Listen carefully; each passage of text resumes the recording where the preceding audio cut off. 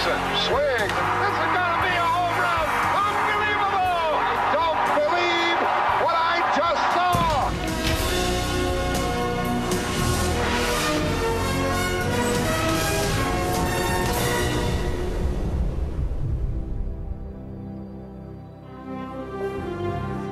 Hello, I'm Chris Fowler for Sports Century. Hank Greenberg not only carried a big stick, he carried a big burden, the burden of anti-Semitism. He bore both with uncommon valor. He bashed baseballs with a great sweeping stroke, and he battled bigotry with a noble restraint. Hank Greenberg demonstrated how a man of conviction can overcome prejudice.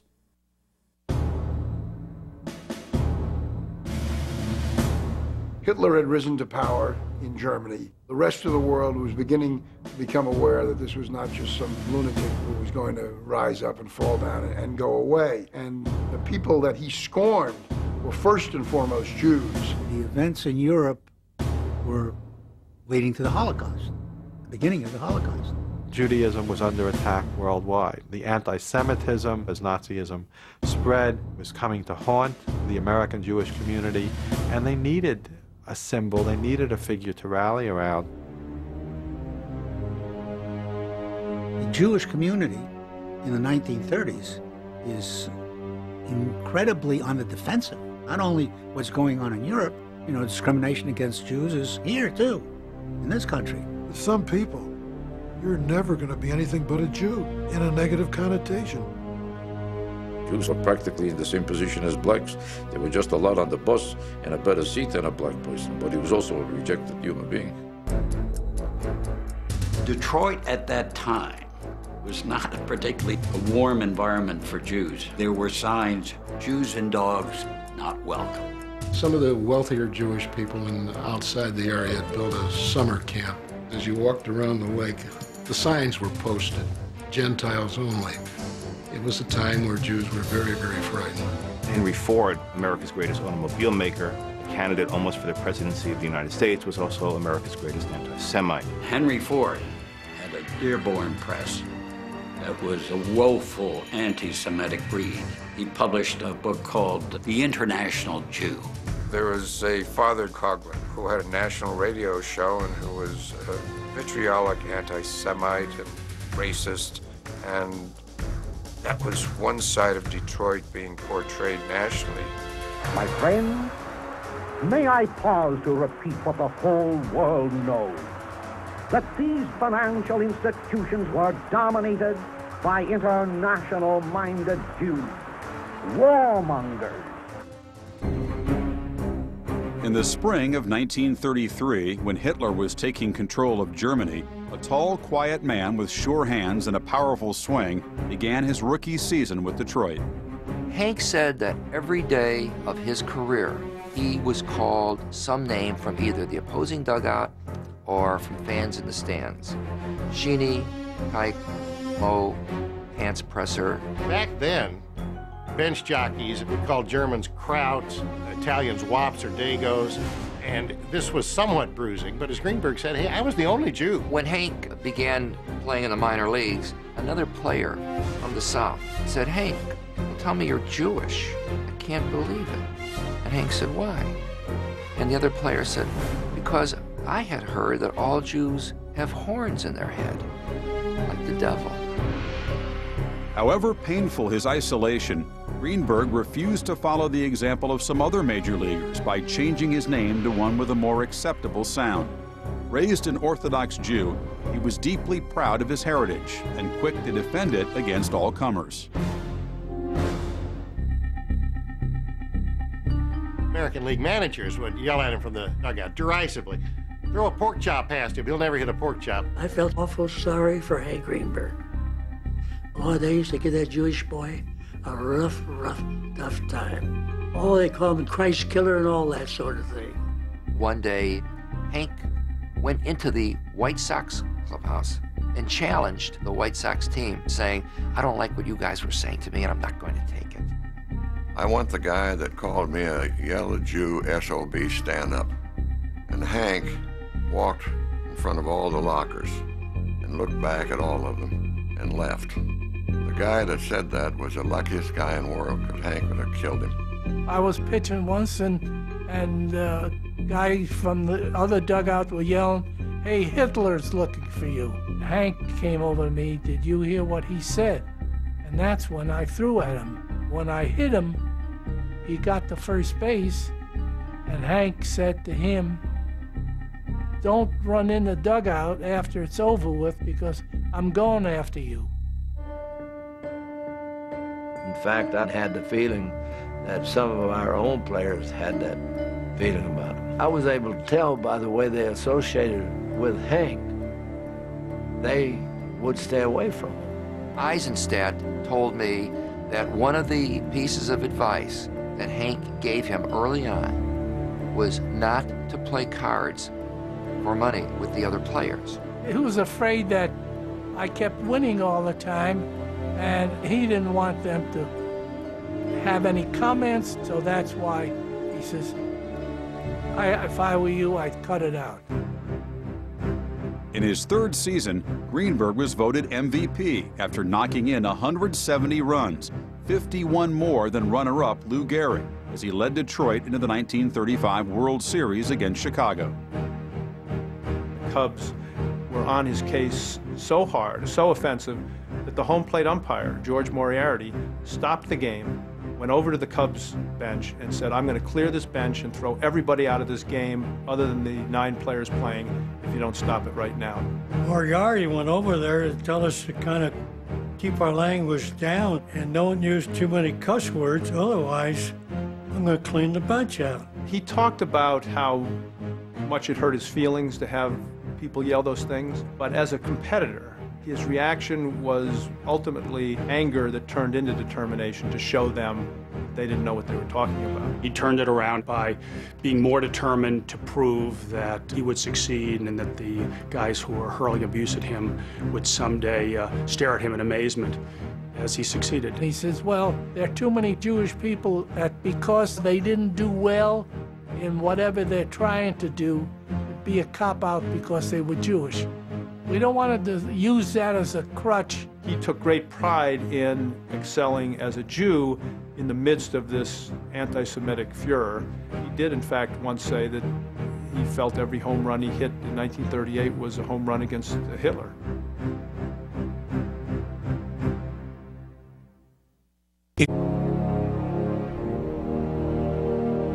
Hank was the perfect standard bearer for Jews.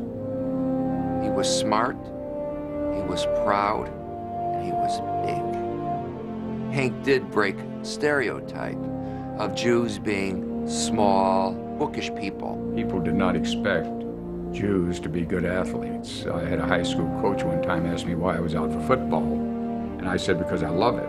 He said, well, you're different than most Jews because Jew boys don't like contact sports.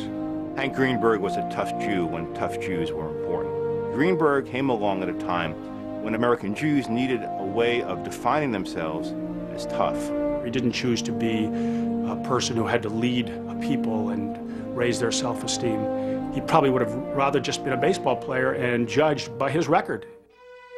In September of 1934, Greenberg's baseball and religious imperatives collided. Leading the second-place Yankees by just 4 games with 20 to play, Detroit needed his thundering bat.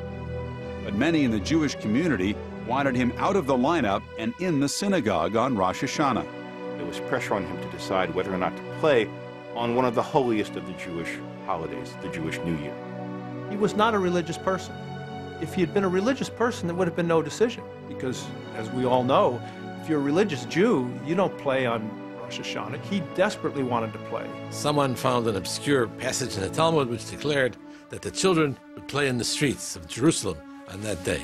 The fact that they were Roman children, not Jewish children, sort of slipped by those who were attempting to make this explanation. Greenberg racked his brain for the right call from God and finally decided, after consultation with several rabbis, that it was okay to play on Rosh Hashanah. I went out and loosened up, and I came back just for the start of the game, and here Hank was ready to go. I was never so happy to see anybody in my life as I was to see him. We won the ball game 2-1, and Hank Greenberg hit 2 home runs that day. The next morning in one of the Detroit papers, bannered across the top was in Hebrew, Happy New Year. There were Hebrew words. Hebrew words. L'shana tova tikatevu. May you be inscribed for a good year, a year of happiness, a year of fulfillment. It was as though the voice of the Jewish community had now entered the orchestration, the American way of life. If playing baseball on Rosh Hashanah was acceptable to many in the Jewish community, playing 9 days later on Yom Kippur, the Day of Atonement, the holiest of holy days, was not. Either way he turned, Greenberg faced a firewall of opposition. The issue of religion in conflict, playing the game, swept the entire city and indeed the country as a whole. He understood that he really could not play. It was a larger community, his family, his friends, and those who looked up to him, who would be bitterly and forever disappointed if he played on Yom Kippur. It said something about Hank, that the holiday meant more to him. We respected him for that. Hank Greenberg isn't playing. It's Yom Kippur, and Hank Greenberg isn't playing. The scene is the large synagogue in that part of Detroit.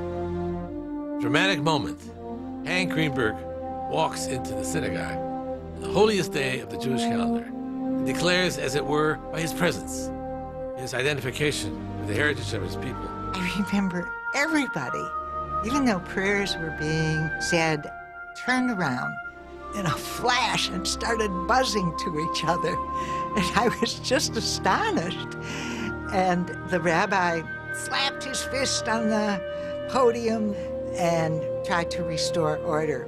There was a stream of humanity that surged around him. Children stood on chairs to see Hank Greenberg, the legend, had come to celebrate the holy day of the year. He used to say that the one time he really felt like a hero was when he walked into Sheretz Zedek Synagogue in the middle of the high holiday services, and I think that was certainly the beginning of his recognition that he meant something to the Jews in Detroit that transcended what he did on the ball field.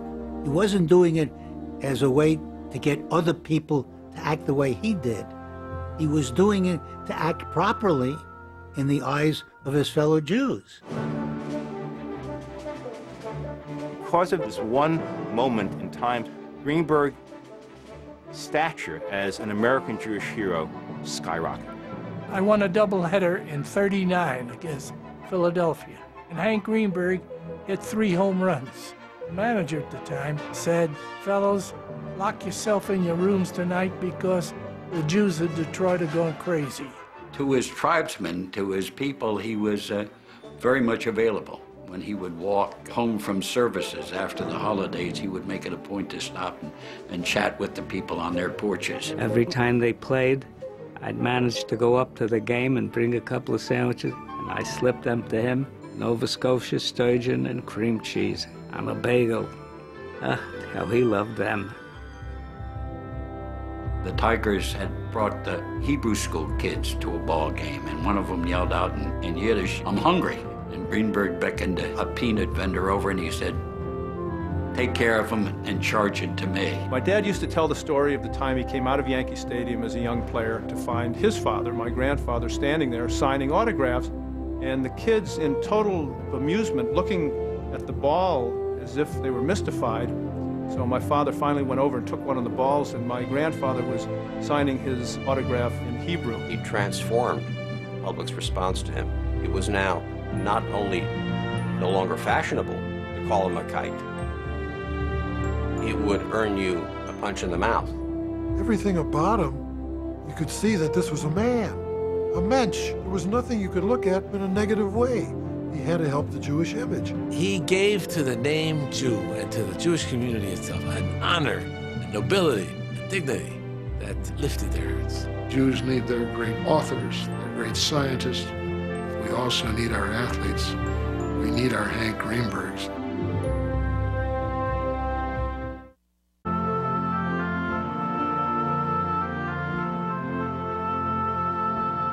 It was the kind of culture where everybody was scrapping for a living.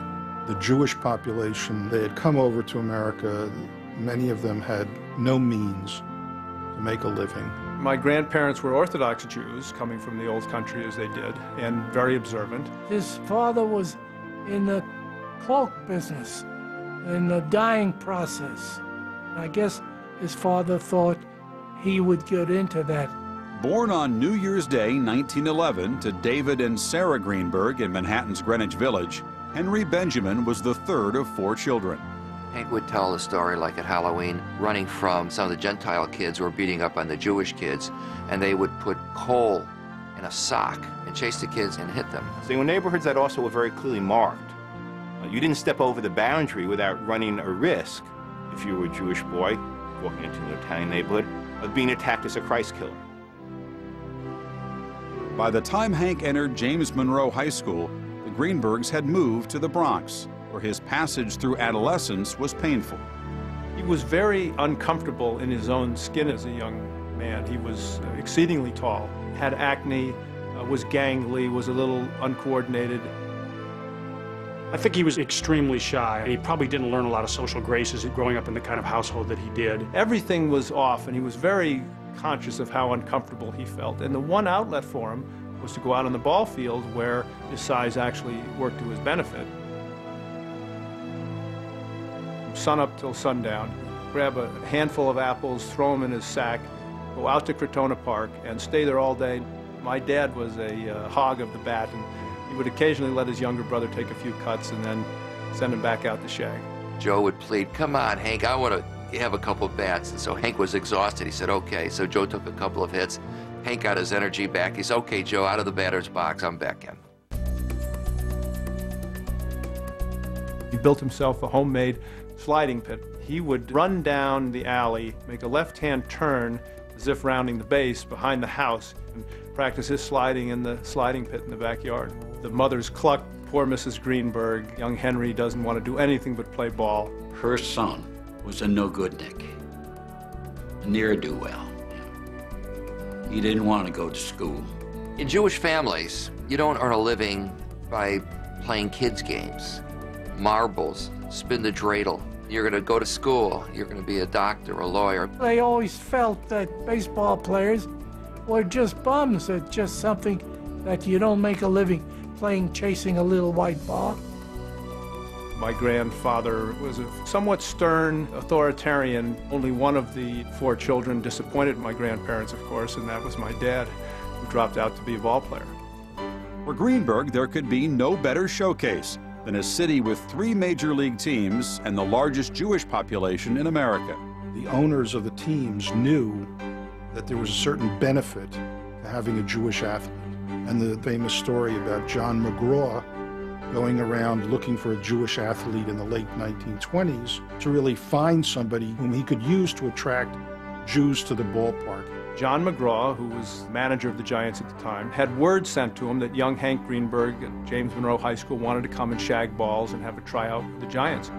Word came back that McGraw had seen him play and didn't think he'd ever make it, so not to even bother coming out for tryouts. The Yankees had a famous scout back then named Paul Critchell, and Critchell wooed Greenberg carefully. They were sitting front row box seats on the Yankee dugout side, and Gehrig came out, and Critchell whispered to Greenberg, "This guy is over the hill now. You'll be playing first base for the Yankees in a couple of years." My dad looked at Gehrig and said his shoulders looked like they were 4 feet across. His legs looked like tree trunks. And my dad said, he's not going to be washed up for a long time. Greenberg thought to himself, no, I don't want to play in this guy's shadow. So he politely looked elsewhere. Tiger Scout was shrewd enough to tell my grandfather that he had been a Princeton graduate and he would arrange to get a scholarship for my dad, and that sealed the deal with my grandfather. In 1929, the 18-year-old first baseman enrolled not at Princeton, which was 60 miles outside the city, but at New York University. After one semester at NYU, he could just feel himself out on the diamond, and he quit college and went to play ball.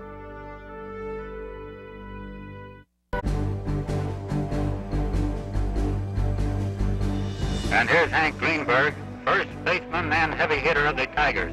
Genius is the art of remaining under the spell of an obsession. It was very true for Hank Greenberg. He set his sight on becoming a great baseball player. He focus on nothing else. For Greenberg, breaking into the Detroit lineup in 1933 propelled him to work ever harder at the prospect of greatness. I imagine there were others that had as much talent as Hank had, but they didn't have the determination to improve. He carried a briefcase and wore a suit on road trips, as if he were going to work at an office. He would practice hitting until his hands bled.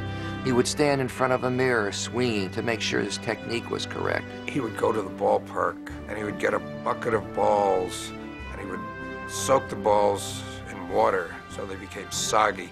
Then he would swat these heavy balls as far as he could. If he was in a slump, he would say, "Izzy, how about throwing to me?" We used to meet at 9 o'clock in the morning, and I used to throw to him so that he'd get back in a groove. And he always wore a heavy, heavy undershirt. Wool, no matter how hot it was. And he would sweat. I never saw anybody who wanted to work out and perspire as much as Hank Greenberg. They had an afternoon game against the A's, and he went out at 10 in the morning, and he had the peanut vendors throwing balls to him when he was hitting. And the groundskeeper saw this, said, "What are you doing here? Get off the field." And there was an old gentleman sitting way up in the shadows who says, "No, let this young man hit," and it was Connie Mack. After an injury limited him to 12 games in 1936, Greenberg returned with a vengeance the following season. Hitting .337 with 40 homers, he knocked in 183 runs, just one shy of Lou Gehrig's American League record. Strong, big hands. He had a tremendously quick pair of wrists. I was a scoreboard boy for the Washington Senators, and I saw a lot of the Detroit Tigers. I've seen very few ball players who I would actually call lordly. To me, Greenberg was such, and you never confuse Greenberg with anybody else. He used to sit and just stare at the pitcher. As you're pitching, you're conscious of the fact that he's staring at me. What am I doing wrong? You saw a fellow with 3 bats and swinging them as hard as like they were toothpicks. You're pitching to the guy ahead of him. You'd take a peep over there just to look to see what he was doing. There was one pitcher that he just had trouble with. So one day he passed his pitcher, and he turned to him and said, "I've got your number now. I know how you've been getting me out, and that's over. I own you now." That day, my dad hit it out of the park, and he said nothing had changed other than the psychology of their relationship. Nobody could hit a ball any further than Hank Greenberg if he got a hold of one. Left field in those days in Detroit was Cherry Street. There were houses over there, and he'd knock them into those houses over there across the street.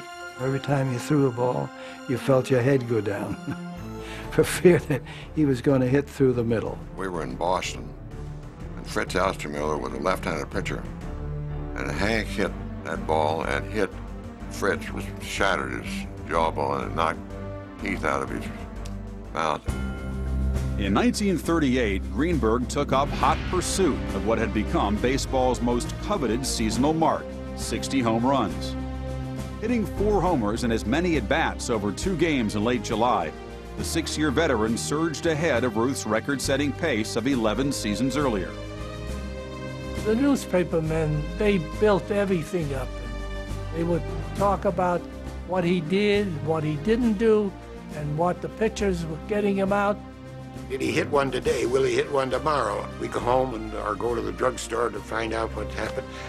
How'd Hank do? You know, that'd be the first question. You start to see in the paper, oh, he hit one yesterday again. Hot dog. Every day you were watching. Suddenly, that becomes your sole goal and obsession. The toll that it took was significant. There was a great deal of pressure. I know at night he was uneasy. Izzy, let's go for a walk. Why are they getting me out on that pitch? Because that's a pitch I used to hit all the time. I said a couple of times, I think that you're a little anxious. Anxious or not, the pressure mounted as Greenberg was pushing 50 homers with 21 games remaining. I had to ask him, did they not throw to you so that a Jew wouldn't break Babe Ruth's record? And he said to me, absolutely not. I don't think there's any question, there was never any question in his mind, that they pitched to him. Against St. Louis, I hit 2 home runs in that game. And Hank never hit the ball out of the infield. I said to Hank, I said, here, why don't you take these 2 home runs? They're not going to do me any good. He said he'd like to have them. I hope you hit that record today and beat it, Hank. Well, I'm going to be trying, you can be sure. With 58 homers and 5 games to play, Greenberg stood on the verge of history. But for 3 games, he was denied. On the final day of the season, the Tigers played a doubleheader in Cleveland. In the first game, Greenberg faced strikeout sensation Bob Feller. I had good stuff that day, and Hank never could hit me. He knew it. Everybody in the ballpark knew it. He had a shot at the 60 home runs, and nobody gives anything to anybody to break a record. Of Feller's record 18 strikeouts that afternoon in Municipal Stadium, 3 belonged to Greenberg. In the second game, Ruth's challenger hit 3 singles before the game was called because of darkness. There were no lights, and there just was no way. After 6 innings, the umpire, Moriarty, turned to my dad and said, you know, Hank, I think this is as far as we can go. And he said, that's okay, George. It's been a long season, and let's pack it in. In 1940, Detroit Brass was eager to bring up a young slugger named Rudy York, whose range limited him to first base, Greenberg's home for the last 7 seasons. They asked Greenberg, would he switch to the outfield, which he didn't know how to play.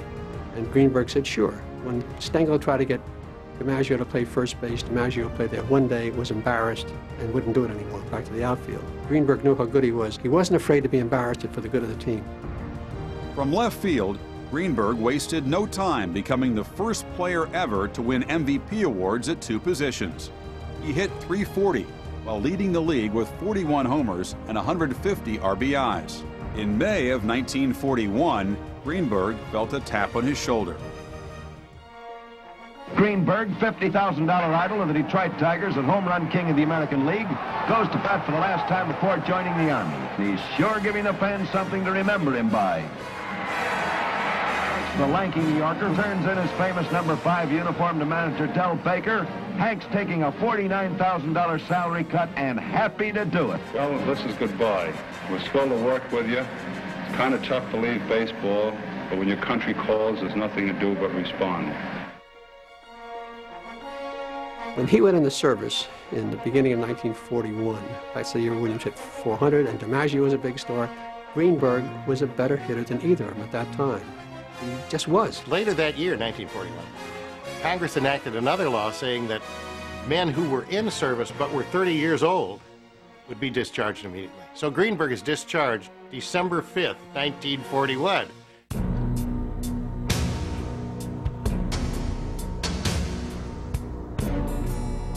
December 7th, 1941,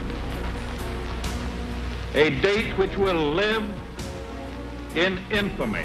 War against Japan was declared on December 8th, and Hank turned right around and enlisted again. He felt it was the right thing to do. The United States Army were very anxious to get celebrity enlistments because the draft machinery was still oiling up.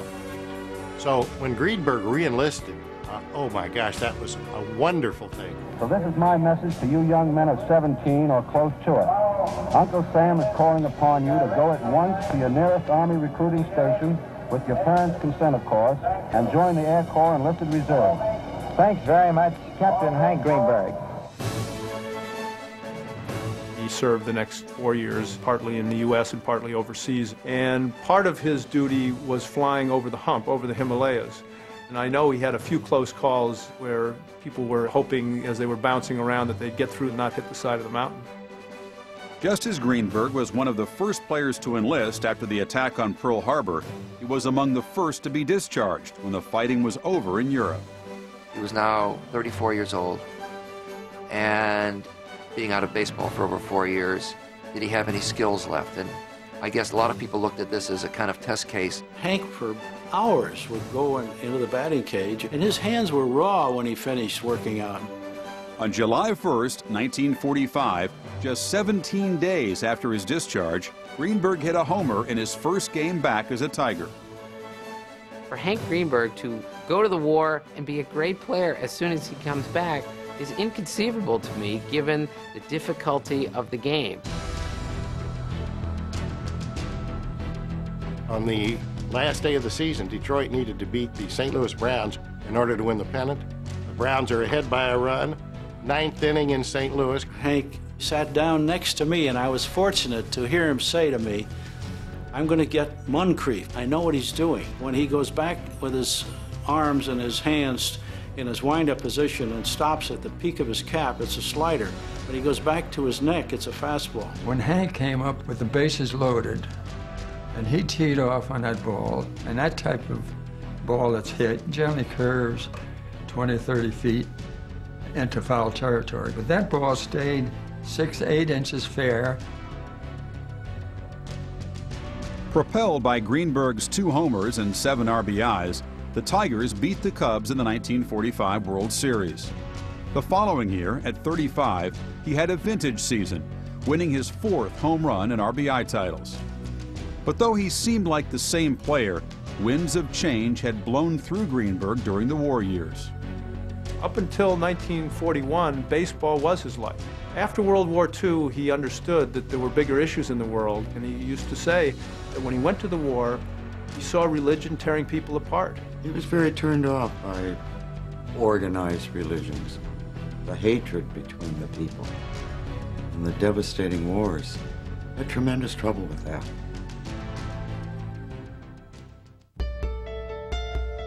While Greenberg struggled to resolve his internal conflicts, his career received an unexpected jolt from owner Walter Briggs. Mr. Briggs saw a picture taken during the war, my dad holding up a Yankee jersey, and the caption, of course, was, "Does Hank want to end his career with the Yankees?" ? Which had nothing to do with the photograph, and said, "Get rid of him." He was gone before anybody knew it, hardly. Some of us didn't even know he'd gone until we read the paper the next day. If you talk about bad taste in his mouth, there really was only one in his entire baseball career, and that was when he was sold from the Tigers to the Pirates in 1947. He and my mother heard the news on the radio that his contract had been waived to Pittsburgh in the National League. In order to persuade a dispirited Greenberg to play, Pirates owner John Galbraith made him the first $100,000 player. When Hank Greenberg came from the Detroit Tigers to the Pittsburgh Pirates in 1947, Hank Greenberg saw the potential in this young Ralph Kiner. Our manager wanted to send me out, and Greenberg went to the management. Hank said, "Don't send the guy out. He's going to hit." I was very honored the fact that he took me more or less under his wing, and in a way, it was like a big brother to me. In what would be his final season, Greenberg hit 25 homers and had the opportunity to reach out to a certain embattled Brooklyn rookie. The two of them collided. Robinson was knocked down. Greenberg helped him up. Hank said, "Jackie, you're going to be a great player. Don't listen to all this stuff." Robinson said that Hank was the first opposing player to encourage him, that class stands out all over Mr. Greenberg.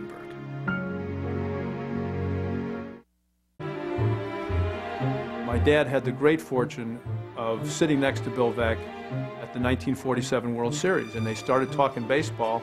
Veeck at the time was the principal owner of the Indians. They left the game, they went to Toots Shores, and by the end of the evening, Veeck said, "You got to come to Cleveland with me, Hank." While Veeck may have hoped that Greenberg would play for Cleveland in 1948, what he got was an extremely active shareholder, and 2 years later, a GM every bit as tough at the negotiating table as he had been as a player. There's no doubt in my mind that he was responsible for building the farm system that gave the Indians these great teams until he left. Hank was the general manager, and all I can remember about him, he was awful tough to get a buck out of. He was the toughest man I ever met. In 1953, I had my breakout year. I walked into his office, and he said, "Let's see, you hit 336. That's the year I hit 363. And this was my 4th year, and he's comparing his 4th year. By the time I walked out there, I thought I had a bad year. During his 10-year stay in Cleveland, Greenberg and his wife Carol, whom he had married in 1946, had 3 children. But it wasn't long before their relationship began to fail. My mother and father came from different worlds. My mother was heiress of a Gimbel department store. My father was son of a Romanian immigrant who was a ball player. I think it was just a poor match, not well considered. great love match, but just a poor choice of partner. So it was a very stormy 12 years, which ended with great disappointment for my father. When we return to Sports Century, in retirement, Hank Greenberg ponders his spiritual identity. His attitude was that if Jews could live peaceably in society and not be abused as he had been during the 30s and 40s, and there was no reason to cause your family to stand out in the way that you were forced to stand out. After several seasons in the White Sox front office, Greenberg, now divorced and with custody of his children, settled in New York City in the early 1960s. My dad was a very spiritual person. He took the Ten Commandments as his code of living. What he did not believe in was organized religion. I didn't find out I was Jewish until I was 13, when he said, you know, when you become 13, Glenn, you become a man in the Jewish faith. And as a token of your reaching manhood, I'm giving you this ring, which my father gave to me. And I was stunned because this was the first time I'd heard anything about it. One day when the boys, I think, were 11 and 13 years old, he says, today you're not going to school. Today is a special day. My father felt that Yom Kippur was a especially important day to celebrate. He didn't know really where to take us. He couldn't take us to temple, so he would try to take us to some place that was sort of solemn. They go not to a synagogue. He takes them to the planetarium.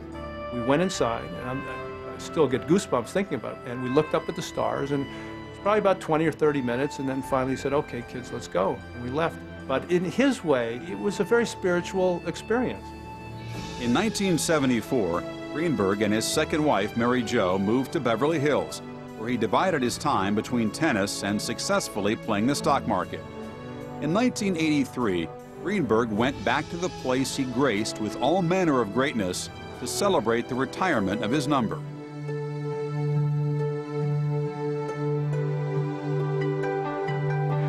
Our next hero came from New York City, and he was the big gun.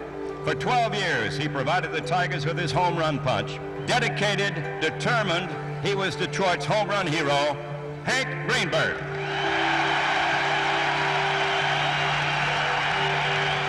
When I think of all the great ball players that have graced the Detroit uniform over the years, I am very proud of the fact that my name and my number will always be remembered as long as baseball is played in Detroit.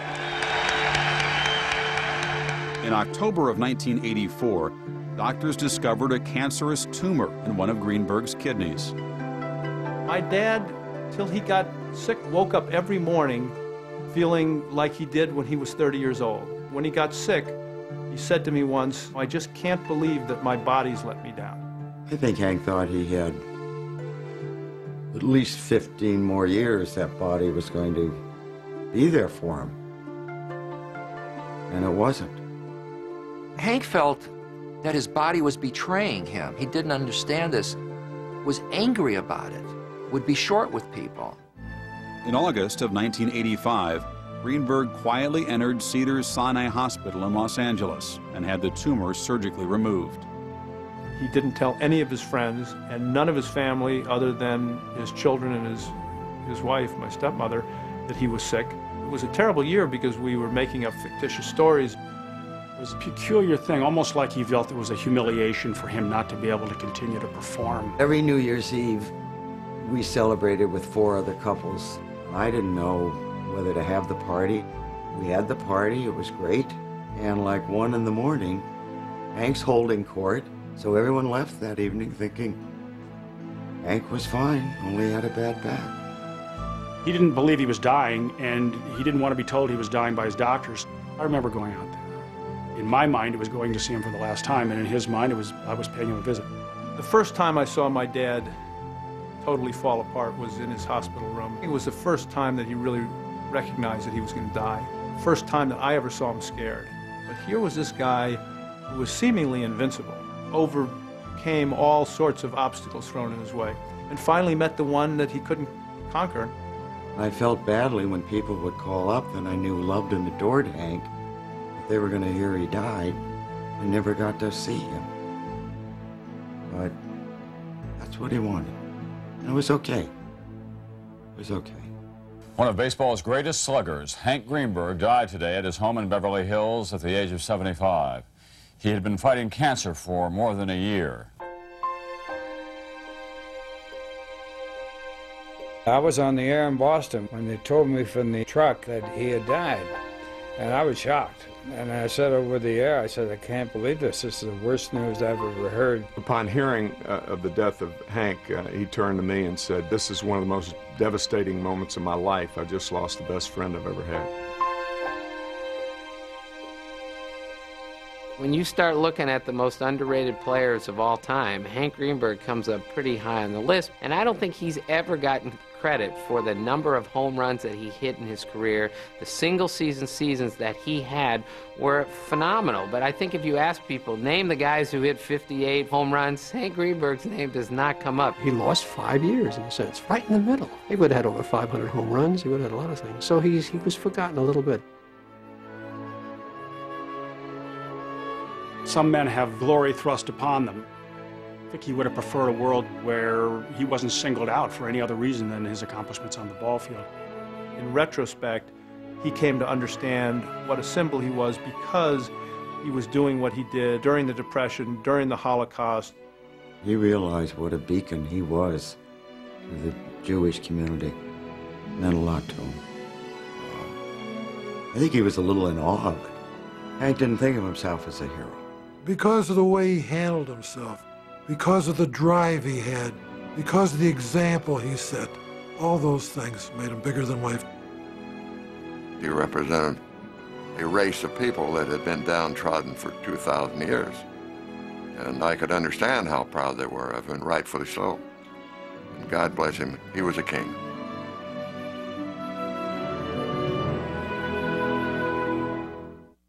Hank Greenberg became an owner, but he always remained a player at heart. He helped create the first players' pension plan, and he fought to have the reserve clause abolished. In his eulogy, Ralph Kiner, who Greenberg had mentored and befriended, said, "Hank taught me more than baseball. He taught me more about how to live the right way." For Sports Century, I'm Chris Fowler.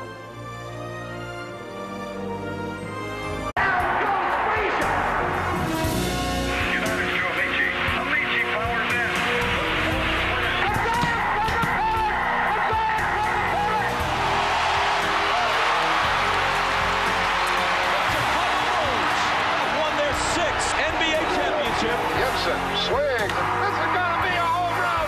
Unbelievable! Don't believe what I just saw.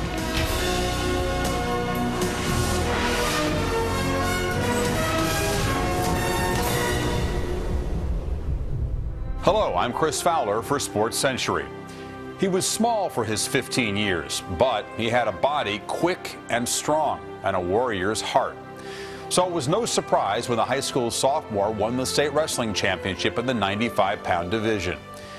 Then, unspeakable tragedies slammed into his life: the sexual attack and murder of his older sister. She would never leave his memory, he vowed. Thus fueled by the darkest of days, Dan Gable forged what already had been hunger into a ferocity of mind and spirit. He became the most dominant athlete and coach of his sport, perhaps of any sport.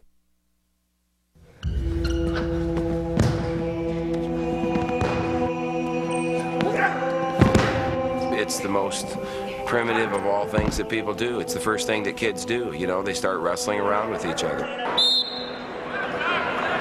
The whole idea in the sport is for one man to dominate the other man. He's trying to submit you to his physical power. Wrestling is the most debilitating physical sport I think there is. I would come out of football season and think I was in pretty good shape. And for about the first 2 weeks of wrestling season, I'd throw up every single day because it was so grueling. It's painful. It's not very glorious. It's just a great sense of accomplishment. The way you address wrestling and the way you handle the pressure, success, the failure is going to mold you as an individual. The athlete who decides that he wants to excel will tax himself to an extreme level. He becomes a fanatic. Although extremely popular during its heyday in ancient Greece and Rome, amateur wrestling had fallen into obscurity. Then, in the 1960s, the sport received a lift from a young man who seemed invincible. This is ABC's Wide World of Sports.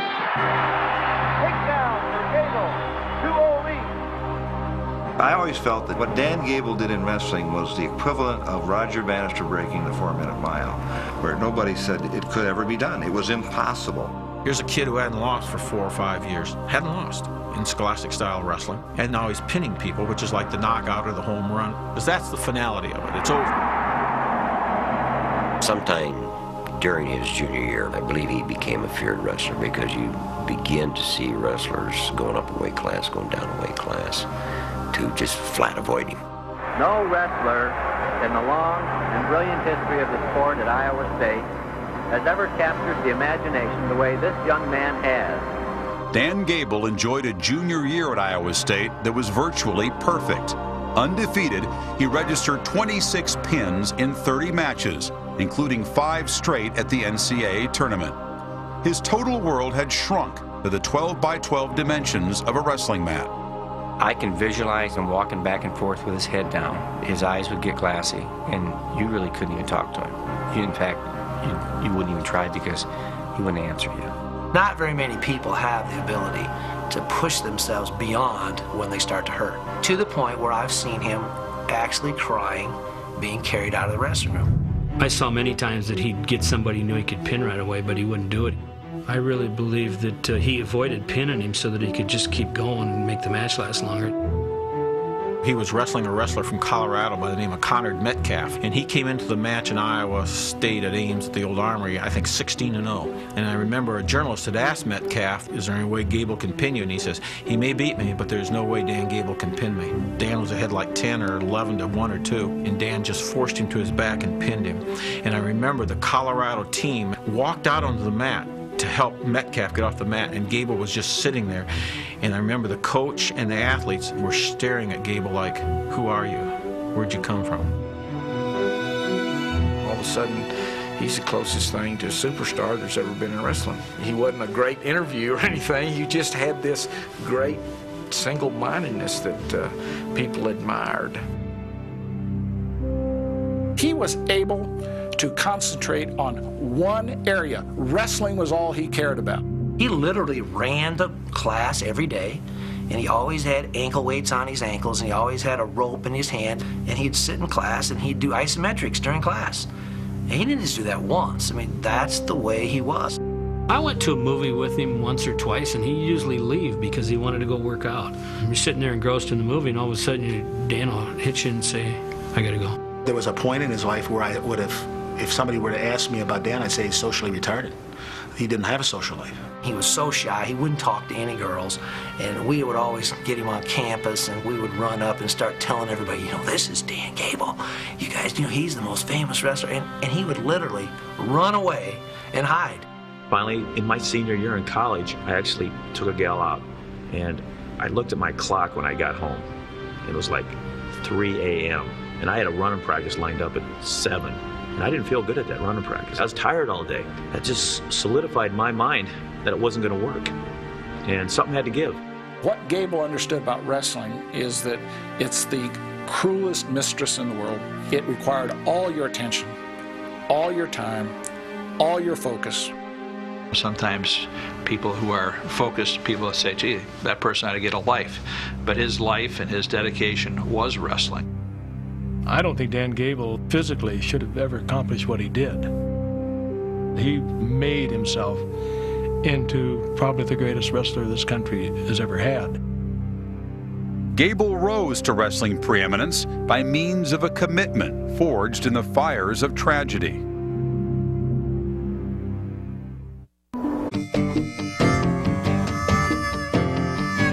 Waterloo, Iowa is not for the faint of heart.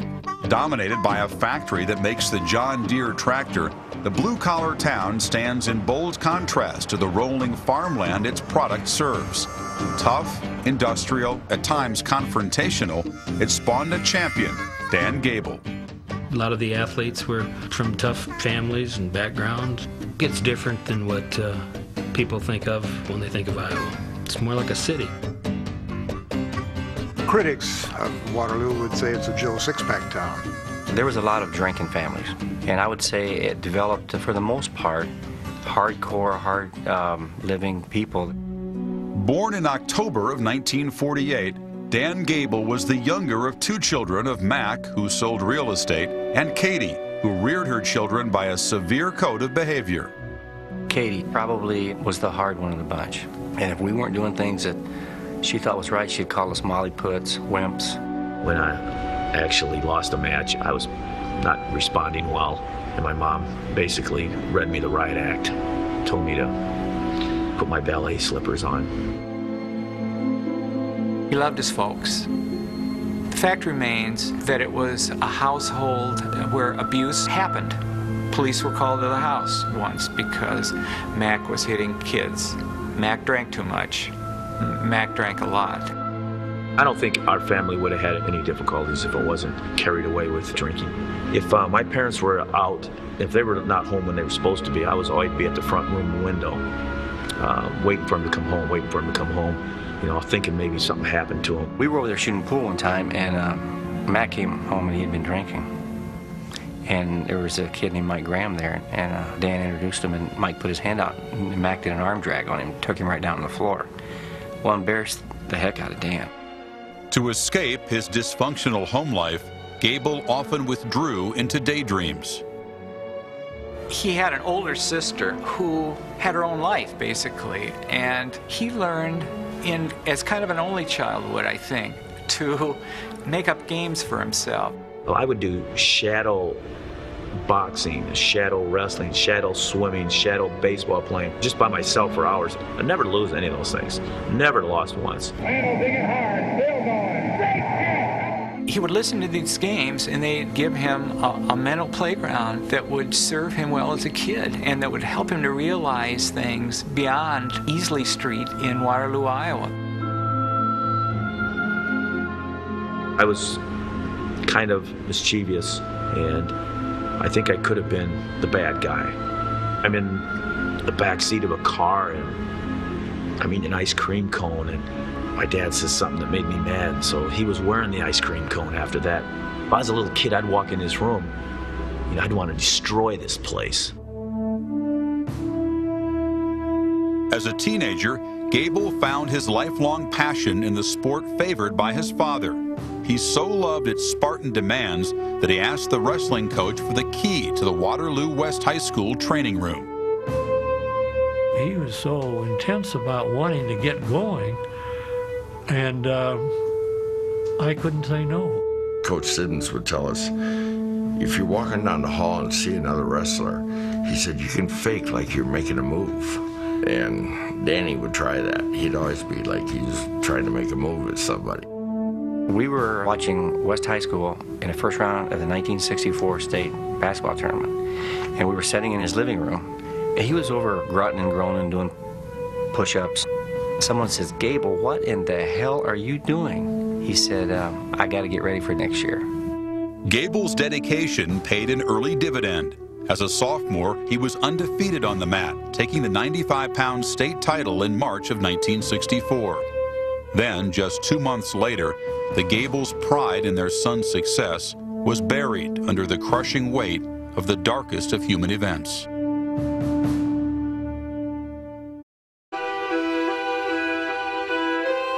On Memorial Day weekend 1964, Dan Gable and his parents left for a fishing trip at Harper's Ferry on the Mississippi River.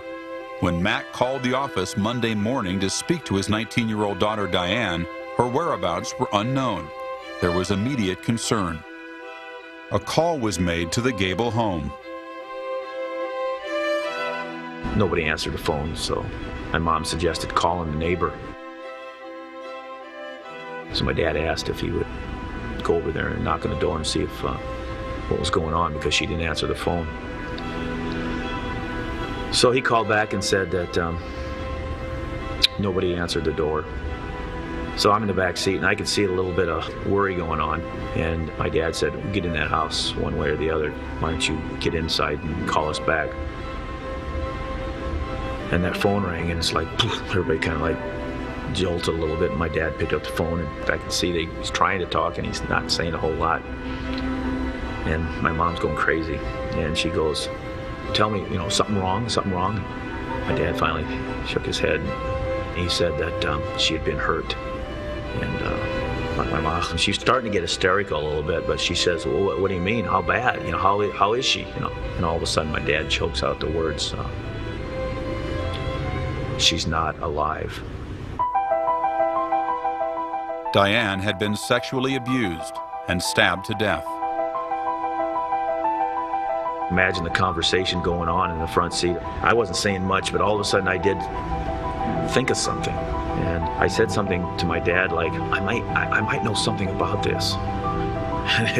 And that did not hit well with him. I mean, he just pulled the car over immediately, and he opened the car door and pulled me out of the car, and he had me up against the car, and he's, what do you mean you might know something about this? And I said, one of the neighbor boys said some things about Diane that, you know, weren't real positive. Dan told his father that a former schoolmate who had recently dropped out had expressed sexual intentions toward his sister. That information led to the arrest and confession of 16-year-old Tom Kyle, who had been institutionalized for 2 months in 1960 for emotional instability. There were many people in and out of that home that evening, and it ended up with just her and young Kyle.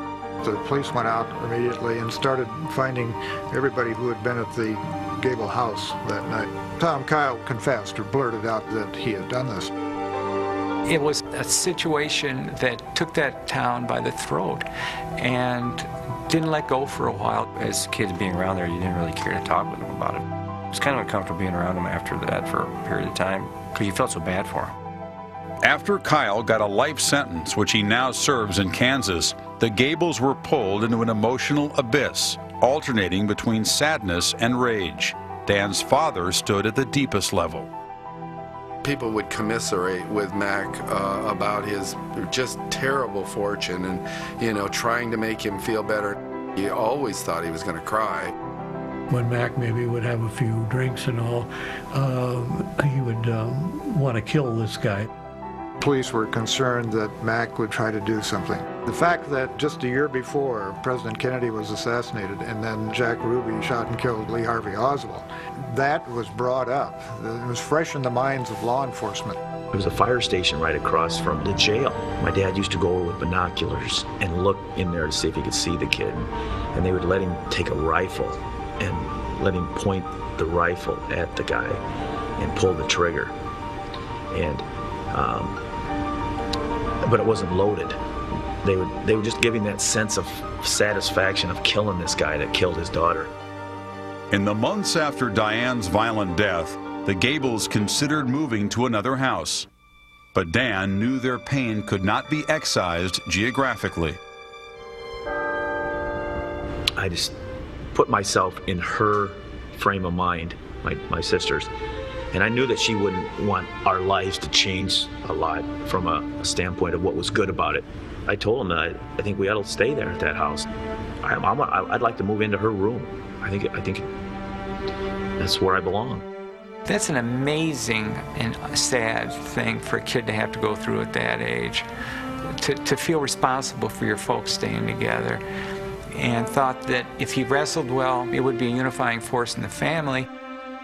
This gave him the need to do the very best that he could. I asked him one time, what makes you drive for hard? He said, Harry, I have to win. With but one defense against the recurrent memory of his sister's death, Gable rededicated himself to wrestling, winning his second and third state championships in 1965 and 66. After compiling a high school career record of 64-0, Gable felt a strong pull from his parents when he considered colleges. I recruited Dan pretty heavy to come to Oklahoma State. Mac, I know he was devastated, and he said, you know, he's what I've got left, and I really don't want him going away from home. Gable enrolled at Iowa State, located just over 100 miles from Waterloo. There were ways in which Dan was definitely the glue. And his mom and dad looked to him as even maybe some hope that there was still a reason for living.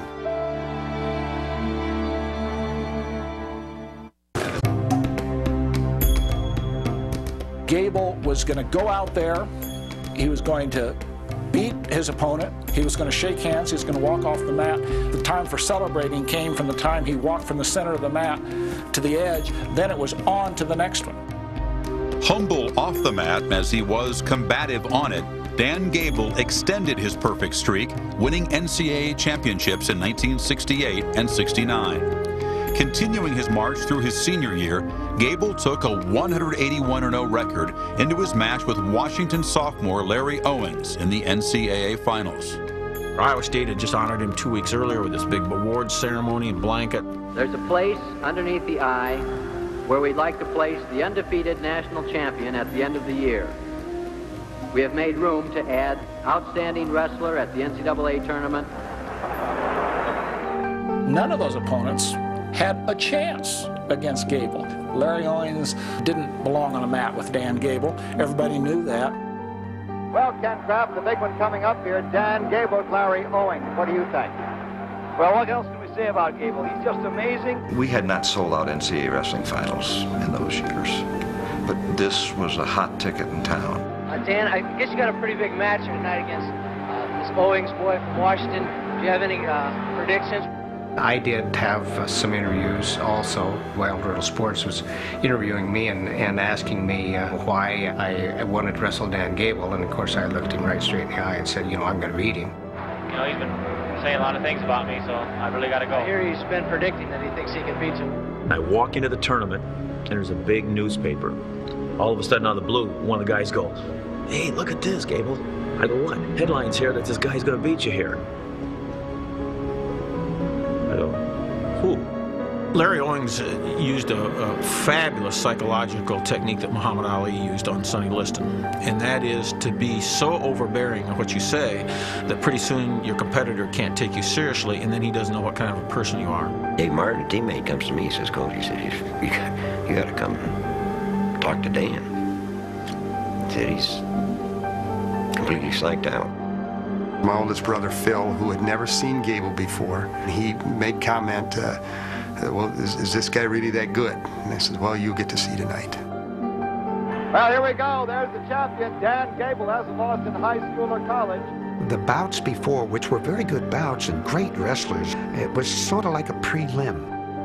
They came to see Dan Gable win again.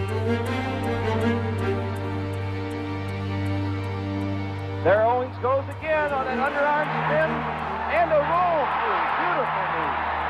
Owens, from the get-go, went after Gable. Usually, most of the athletes that got on the mat with Gable were very cautious. And he's right back in, Bud, on a takedown. He hasn't got it yet. Very well. And now Owens goes out ahead by a score of 6-2. And Dan Gable is in serious trouble here in the second period. I mean, there were teammates in the stands who were watching the match who weren't even paying attention to it. We're laughing with each other. A couple of them didn't start paying attention until the third period, and they said, you know, look at the scoreboard and said, this is close. Gable looks a bit tired. Yes, he does. Oh, he got it on the way. He's got him down. A 2-point takedown. And on his back also. As I saw the action, I thought, hey, he got the takedown, but it's 11-11. We're going to see an overtime, which I loved. But there was the 2-point near-fall predicament, I believe we called it at that time. And Dan Gable is bewildered by the score. He thought that the score would be 11-9 on the board, but a 11-11 tie with his riding time. There was confusion in Dan's face, questioning that the near fall was called awful quick. But then I think it was almost like, I can't believe I'm in this position. I've not been here before. Now there's only 3 seconds remaining. Owens is leading. Not 13-9 with the riding time. The final score, there it is, 13-11. First time in high school or his collegiate career, Dan Gable, after 181 in a row, has lost.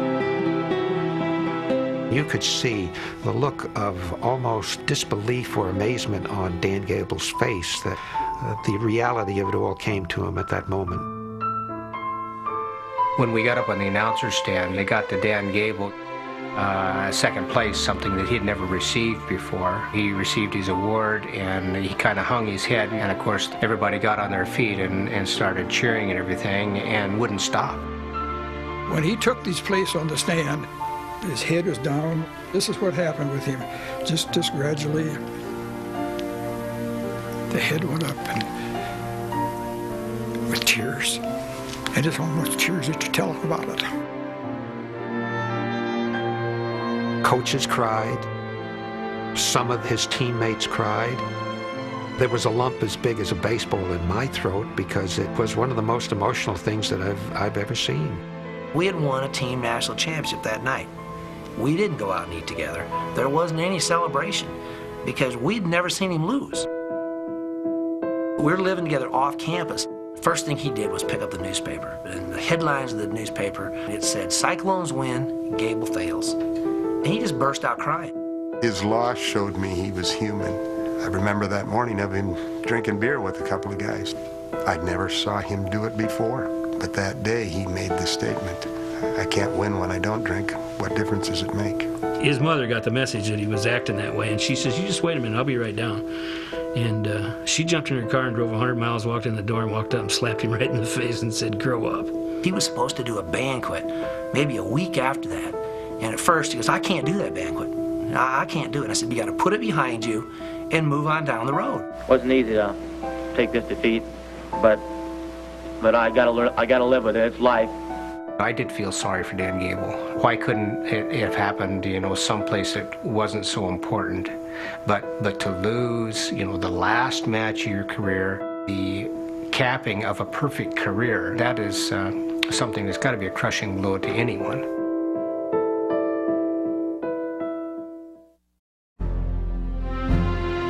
After the emotional fallout from his first defeat, a regenerated Dan Gable attacked world competitions with ferocity, winning 4 international titles and beating his nemesis Larry Owings in the Olympic trials. Arriving at the Munich Summer Games in 1972, Gable had gained a level of fame unknown to his family and friends. I was in Russia, and I'm in the semifinals of a huge Russian tournament. The guy went out of bounds. It was a tough match, and when I looked to face him, all I saw was his back. He was walking out of the gymnasium, out of the arena. He had thrown the towel in. The crowd, they went crazy, and they weren't booing their guy. They went crazy for me. Embraced by Russian fans, Gable confounded Soviet leadership at the 1972 Olympics. The Soviet Union had a machine. They won every Olympic and every world competition during that entire period of time. But they were miffed by the inability to put a person on the wrestling mat that could beat Dan Gable. They tried to disqualify him when he cut his eye in the first period. First period, first match. The Russian doctor came over with the idea of disqualifying Gable, and we wouldn't let him into the corner, but they would love to have disqualified him because they couldn't beat him. He was drug tested 3 times. The Russians said, "You must drug test this athlete. There's nobody that can compete at this high a level unless he's on something." Solly, it appears, Ken is just trying to survive this. Yeah, he hopes to get through the match. All of a sudden, you'd see this metamorphosis take place over his opponent. There's the ball, Frank. It's all over. Dan Gable has pinned Safer Solly of Yugoslavia. They were not just down and pinned, they were whipped, and they were exhausted. And he would stand up, and he wasn't even breathing hard. Gable's superiority over his Olympic competition was so great that he never lost a point while winning 6 straight matches. Dan Gable has won the gold medal at 149.5 pounds, defeating Ruslan Ashuruliev of Russia 3-0. And in my book, maybe the most dedicated athlete I've ever known. He's walking off the mat, and we pick him up and start carrying him.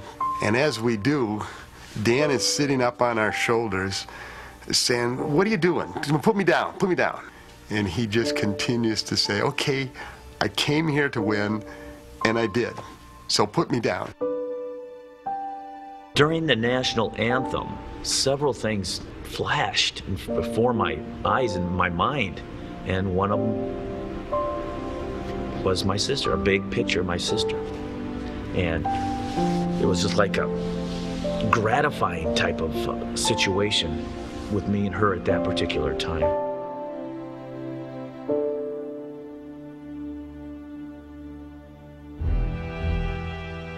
"5 days after Gable's victory, terror held the Olympics and the world in its grip.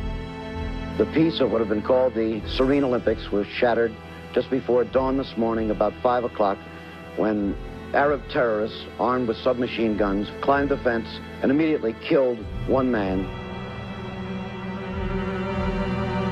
They've now said that there were 11 hostages. 2 were killed in their rooms yesterday morning. 9 were killed at the airport tonight. They're all gone. It was the first charter that landed in America, and somebody was in New York waiting with a microphone. What's it like in Munich today? The weather was about the same. It was a pretty nice day. Look at the mood. I mean, the mood, the atmosphere. And they go, oh, no. With the terrorists. I felt like an idiot. I'm still on this other focus, and you got to get me on your wavelength before I can tell you what you're supposed to know. Even some of the athletes that are not balanced, society then comes to them because of their greatness. And I think in Dan's case, the higher he went up and the more narrow his focus was, the better he got, the more society came to him. The Dick Cavett Show. Tonight, Dick's guests are gold medal winner in wrestling, Dan Gable. From an underhook tie-up position, right here. I'm controlling here. Ankle pick. Circle him in a circle. Yeah. Step in here. Pick him. Oh, Did I hurt you? No. He represents our sport to the average person in our society. For the most part, they don't even like wrestling. There'll be a lot of people that say, well, it's a sport, it's funny, but they can't walk away from a story about Dan Gable and not be impressed with what kind of a dedicated athlete he was.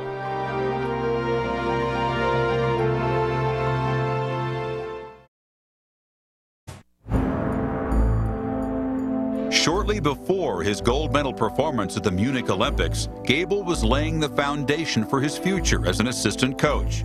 But his choice of schools was a shocker. Iowa State's arch rival, the University of Iowa.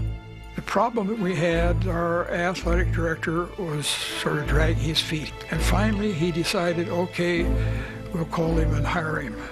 The only problem was that 24 hours earlier, Iowa had taken him. He wanted to stay at Iowa State. He was just hoping that they would work out some way that he could stay.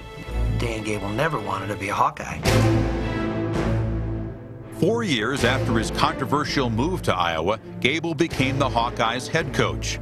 It was clear the coals of competition never burned brighter. He was as into it as if he were still training to go to the Olympics, as if he'd never won an NCAA championship.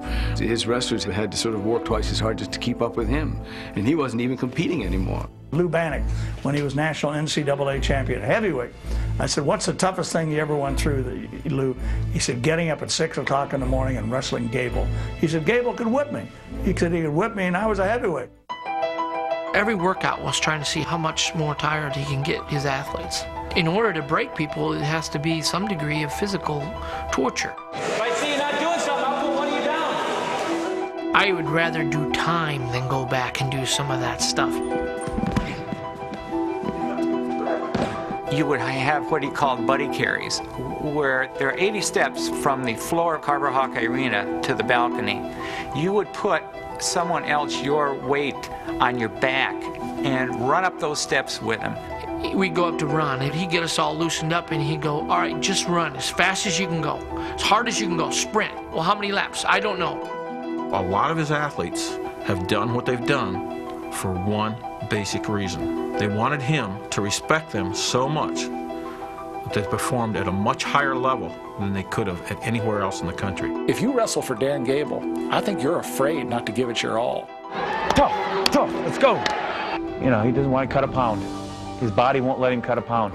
Well, then you better win the tournament, okay? To disappoint Dan Gable is to disappoint the father of the sport. Guys grew up wanting to go there just because, you know, he set the standard in the sport. That was a level everybody wanted to achieve. The only way to leave there was to be a national champ. He had in his mind what was the perfect wrestler that he wanted to recruit. There's a young man from Tulsa, and he's one of the first four-time state champions from Oklahoma. And Dan Gable didn't offer him a scholarship, and almost every other big wrestling school had. And when asked why, Dan said, well, when I talked to him, he had other interests besides wrestling. The unsparing, obsessive attitude branded on the minds of his mat warriors resulted in one of the best runs in collegiate sports history. Beginning in 1978, the Hawkeyes won 9 straight national championships. Every team rule was set to the individual.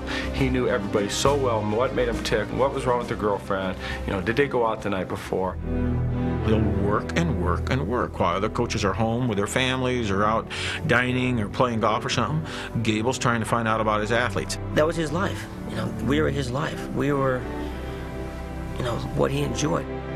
I remember driving around town and we'd have to tell him where to get to places because the only place he knew how to get to was Carver Hawkeye Arena. I can remember being at press conferences year after year. What keeps you motivated, Dan Gable? And he would say, I want to have 10 national champions. I mean, it wasn't something that was funny or humor in it. It was just, I want to have 10 national champions. Next question. Perfection is something that becomes very elusive because the harder you pursue it, the more you achieve it, the more you want. It's never enough. You become an addict. It's not that you want to win, it's that you have to win. And that is exactly what Gable is all about.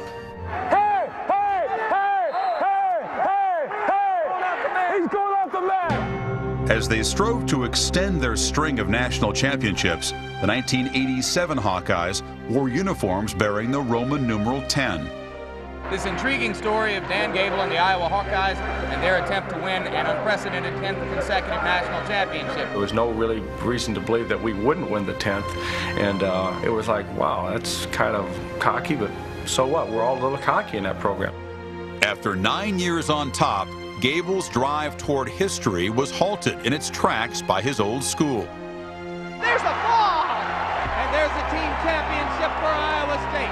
We took second to a great team, and it was like JFK got shot again when we came back here. It was morning. It was bad. It's kind of amazing that it happened to me as an athlete, and now it's happened to me as a coach, and I didn't even catch it.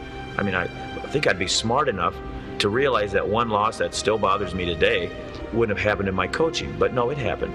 He wanted to change everything. He thought he was losing grips with the team or something. He thought it was just the end of the world.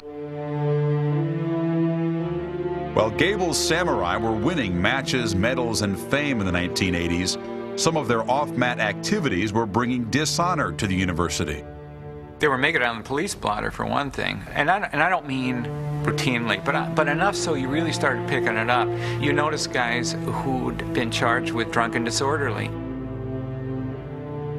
Wrestlers would get into fights at bars with basketball players. I mean, they had no respect for basketball players. I mean, what are these guys? They just run up and down the court, they do wind sprints, and this is a hard practice. There was one wrestler in particular. There'd be nights where he'd be calling and saying that, you know, he'd need a ride or whatever, and so my dad would go pick him up and bring him here, and he'd spend the night on our couch. They needed help. They were doing too much partying or whatever, and the newspapers were writing about how, you know, Gable should kick this kid off the team. I just remember Dan saying, you know, well, if I didn't let this kid back on the team, you know, what else would he have? This is the only thing he has in his life. We'd have internal meetings. So-and-so was going to be out of practice because he was downtown in a fight again. And he kept telling us, he goes, I don't have any control over it anymore. The institution has taken over. I can't come to your rescue anymore. In the wake of repeated offenses, adverse publicity, and tighter university control, Iowa's wrestling team experienced a 4-year drought. Meanwhile, Gable entered a period of reappraisal. That was the first time that I saw Gable have some indecision about what to do. Dan Gable couldn't believe his wrestlers would misbehave. I started letting some of my control get away from me. You got guys that are not paying the price as much as they should be. You got the coaches not paying the price and knowing how to make the right decisions at the right time. He started cracking down. He started waltzing into bars at 11:30, and wrestlers started getting out. He was so consumed at that time about getting back on top. He couldn't let his guard down. He had to play the role of Dan Gable and our expectations of what that role model was. How you could start saving. Between 1987 and 1990, Iowa struggled, but Dan Gable's taste for victory never dulled. He began to stoke the coals of greatness, and the Hawkeyes won 5 titles in the next 6 years. I remember the first time I really saw him on campus when I came here, he said to me, you know, you're going to be the guy that wins 4 national titles for us. That day I started to think, I'm going to be a 4-time national champion. Lincoln McElravy was key to Iowa's resurgence, winning national championships in his first 2 years. But when the Star faltered in the 1995 NCAA Finals as the #1 seed, the loss cut deep across the grain of Gable's victory-driven heart. Marionetti is going to upset 2-time champion Lincoln McElravy. His wrestlers are like his sons. Each loss takes something away from him. He really saw that loss as kind of a reflection of his own loss. I've never seen my dad go through something like that, just because I think it brought back so many memories for him. After sitting out the next season to try out for the U.S. Olympic team, McElravy returned to Gable's fold in the fall of 1996. Striving for his 15th NCAA championship in 21 seasons as Iowa's head coach, Gable, at 48, began to break down physically. In December of '96, he tried to get up out of bed in the morning, and all of a sudden he just fell back onto the bed, and just by getting out of bed, it had fractured his hip. In January of 1997, Gable's left hip was surgically replaced. True to character, he was back with his boys 16 days later. Time! Figure 8! At the Big Tens, after he had his hip replaced, we got hosed bad against the Minnesota wrestler. I look over in the stands, and Gable, he gets his crutches, and he comes hobbling up there, and the match is going on, and takes his crutches and just bangs him twice. Referee blows a whistle. Hold on, what's going on? He goes over there, and Gable just chewed his butt. That March, Gable's men entered the NCAA tournament wearing the tag of underdog, unusual for him. But the arena where the competition would be held was all too familiar. It was 8 miles from where Gable grew up, hungry and tough. He had a kid named Jesse Whitmer, and the kid had never wrestled in the starting lineup until his senior year. Dan was always believed in him and always was touting him how, you know, he could really be good. He is a first-time All-American. He is now a first-time national champion. He's yelling and screaming and yelling, strongest man in the world, Jesse Whitmer, the strongest man in the world. Lincoln McElravy didn't disappoint either, winning his 3rd individual title. Iowa's 170 team points set a tournament record as the Hawkeyes won the NCAA championship. Dan was a great visionary, but I don't think he even quite envisioned what they accomplished that year. I remember at one point during the tournament, he came up to me and he just says, I can't believe this. Can you believe this? It was crucial that the national tournament would be in Cedar Falls, Iowa. And for him to end there, it was kind of a closure that I think he was looking for. On July 14th, 1997, Gable announced his retirement. With 15 national titles as a head coach, he knew he had achieved greatness, if not the impossible dream, born deep in a childhood that could not endure defeat. Lenny Zaleski, Scott Trezino, Tim Riley, Jeff Kerber, those are young men that never reached the pinnacle, that were this close. And stuff like that eats at me. It was an astonishing thing to say, to sort of admit how devastating those losses were when you consider how many victories there were alongside them. But I think that psychologically, that's completely consistent with who he is. Gable has remained close to wrestling as an athletic department assistant for the Hawkeyes and as an analyst for Iowa Public TV. Oh boy, I'll tell you, this is quite a scramble. People are having a good time here. He used to have a saying that the best thing about wrestling is it teaches you how to get off your back, and life puts you on your back all the time. Dan Gable is bedrock Middle America. You're not going to be anything else when you grow up in Waterloo, Iowa. The basics were hard work, perseverance, dedication. Life, according to Dan Gable, is a simple process. A stranger at Dan Gable's door in Iowa City came with one request. Please, could he wrestle his idol? Obliging beyond reason, Gable relented and deftly deposited his visitor on the basement floor. The man left looking like he'd been blessed. And why not? As author John Irving had written, when Dan Gable lays his hands on you, you are in touch with grace. For Sports Century, I'm Chris Fowler.